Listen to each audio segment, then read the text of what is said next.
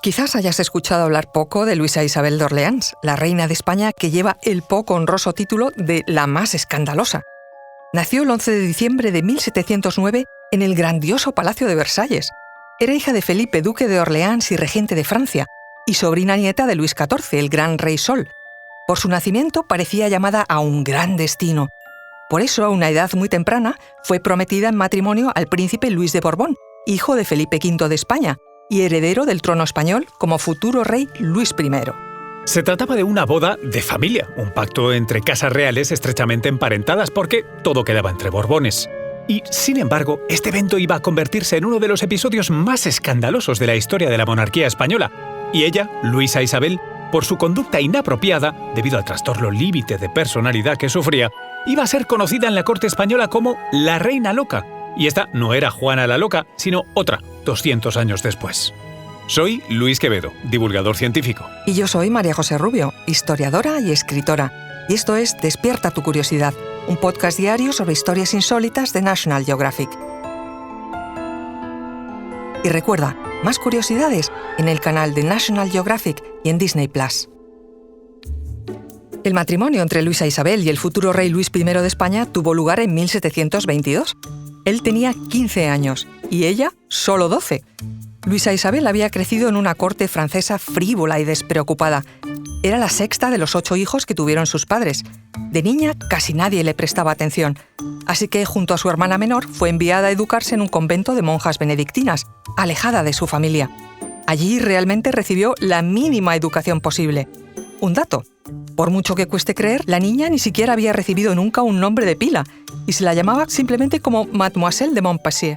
De hecho, cuando tuvieron que oficializar los documentos de su boda, se dieron cuenta de que no había recibido nunca ni el bautismo, ni la primera comunión, ni la confirmación, sacramentos necesarios para un matrimonio religioso. Tuvo que hacerlo todo a la vez. Parece que el desorden vital iba a ser una de las claves de su biografía. La corte española pensaba que se llevaría una buena princesa francesa para su futuro rey, pero sin duda ignoraba lo que había dicho su propia abuela, la princesa Isabel Carlota de Baviera. No se puede decir que sea fea. Tiene ojos bonitos, la piel fina y blanca, la nariz bien hecha. Con todo eso, es la persona más desagradable que he visto en mi vida en todas sus formas de actuar, de lo que habla, de lo que come, de lo que bebe. Es insoportable. Y así, Luisa Isabel de Orleans llegó a España. La boda se celebró ese 20 de enero de 1722 en el Palacio de Lerma, en Burgos. Y dada la corta edad de los novios, que recordamos eran 15 y 12 años, se acordó una ceremonia insólita, la llamada presunción de consumación. Consistía en meter a los recién casados vestidos y en una misma cama para que los cortesanos los contemplaran y dieran por celebrado un matrimonio que ya no podía disolverse. Eso aunque la consumación se dejara para solo un año después. En fin, cosas de la historia y de otros tiempos. El príncipe Luis, primogénito de Felipe V y futuro rey, era un niño muy querido en España, porque había sido protagonista de la Guerra de Sucesión Española en brazos de su madre, Luisa Gabriela de Saboya, fallecida muy joven. Por eso la corte estaba expectante por el resultado de este matrimonio y el efecto que la nueva princesa francesa tendría sobre él. Y por ello, los escándalos que siguieron provocaron un inesperado impacto. Sobre todo porque el 10 de enero de 1724, el rey Felipe V decidió abdicar inesperadamente y dejar el trono a los jovencísimos y recién casados Luis I y Luisa Isabel de Orleans, que se convirtieron en reyes de España. Desde el comienzo de su matrimonio y su reinado, Luisa Isabel de Orleans demostró un carácter caprichoso y maleducado. Odiaba la estricta etiqueta y a las damas españolas, con las que se aburría soberanamente.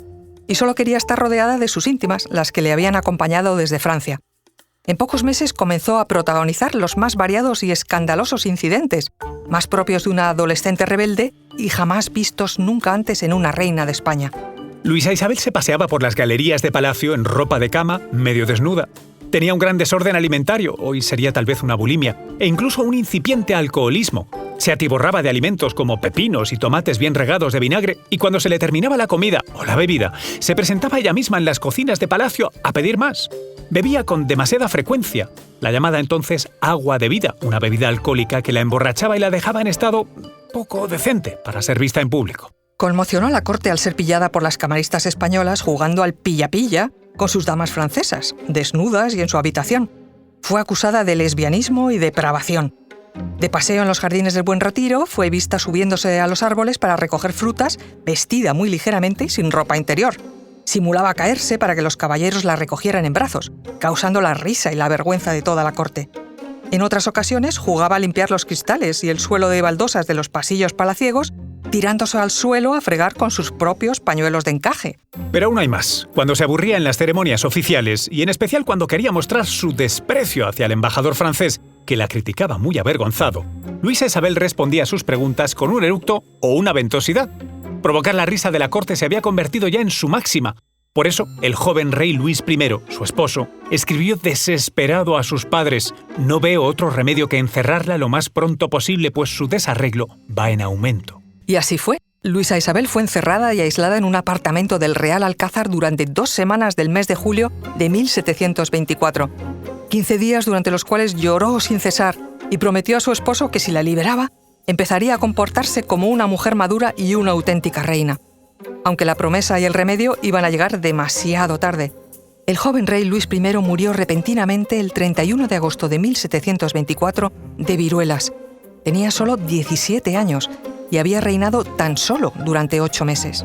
Los reyes Felipe V e Isabel de Farnesio se vieron obligados a regresar al trono, y la alocada Luisa Isabel de Orleans, claro está, como reina viuda en España, era ya un estorbo. 7 meses después, en marzo de 1725, fue devuelta a Francia. Se le asignó una pensión vitalicia como reina viuda de España y un palacio propio en París. Pero lo que podría parecer una vida lujosa y cómoda fue otro cúmulo de desgracias. Para los franceses era ya una reina extranjera, con complicaciones de protocolo y diplomacia. Para los españoles, una francesa escandalosa, de la que pronto se olvidaron y a la que dejaron de pagar lo debido. Luisa Isabel murió joven, el 16 de junio de 1742, con 32 años, sola y asqueada de la vida. En su tumba reza, sin embargo, un epitafio solemne. Aquí yace Elizabeth, reina viuda de España. Recuerda que Despierta tu Curiosidad es un podcast diario sobre historias insólitas de National Geographic. Disfruta de más curiosidades en el canal de National Geographic y en Disney+. No olvides suscribirte al podcast si has disfrutado con nuestras historias.